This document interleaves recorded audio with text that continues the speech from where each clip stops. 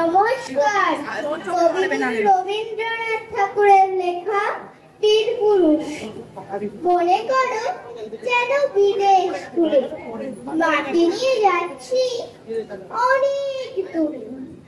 তুমি যাচ্ছ পালকিতে মাচড়ে, দরজা দুটো একটুকু ফাঁক করে।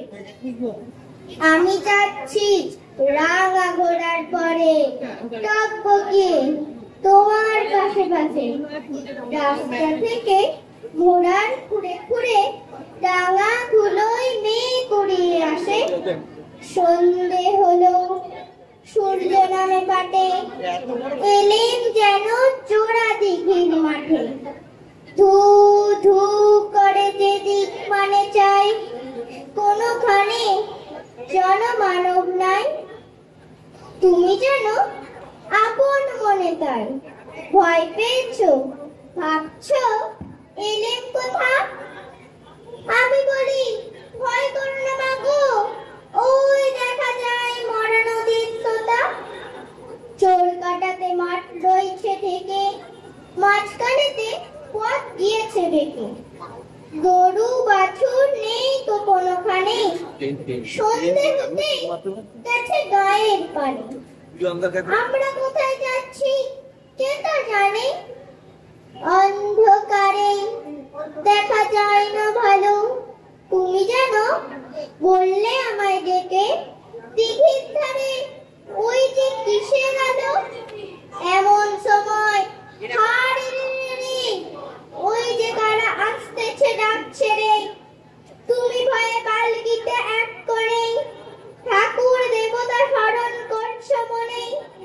পেয়ারাগুলো পাশের কাটা বনে, পালকি ছেড়ে কাটছে থরো থরো। তুমি জানো আমি বলি বলছি তোমায় ডেকে, আমি আছি ভয় কেন মা করো। হাতে লাঠি, মাথায় ঝাঁকড়া চুল, কানে তাদের গোজা জবার ফুল। আমি বলি দাঁড়া খবরদার, এক পাকাচা শিষ্ট দিয়ার। এই যে দেখ আমার তলোয়ার, টুকরো করে দেব তোদের সেরে। শুনে তারা লম্ফ দিয়ে ওঠে, চেঁচিয়ে উঠলো হারে রে। তুমি বললে যাস দেখো দৌড়ে। আমি বলি দেখো না চুপ করে। ছুটিয়ে ঘোড়া গেলেন তাদের মাঝে, ঢাল তলোয়ার ঝনঝনিয়ে বাজে। কি ভয়ানক লড়াই হলো মাঝে, শুনে তোমার গায়ে দেবে কাটা। কত লোক যে পালিয়ে গেল ভয়ে, কত লোকের মাথা পড়লো কাটা।